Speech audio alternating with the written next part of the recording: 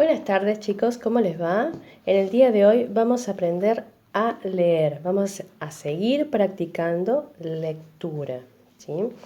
Bien, me hice unas tiritas con las combinaciones de sonidos para que nos ayuden a memorizarla. Vamos a empezar con esta, que tenemos la M con la A, que suena ma. Recuerden que a medida que voy pasando, voy uniendo los sonidos. La M con la E, me. M con la I, mi. M con la O, mo. M con la U, mu. Bien. Vamos con el segundo grupo, ¿sí? Tenemos acá la P con la A, pa. La P con la E, pe. La P con la I, pi. La P con la O, po. La P con la U, pu. Bien.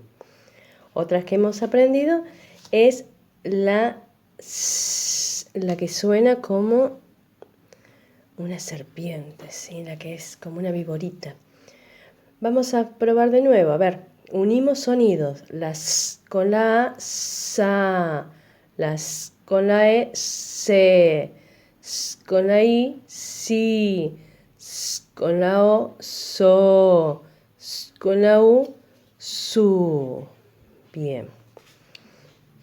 Vamos a practicar con la letra D.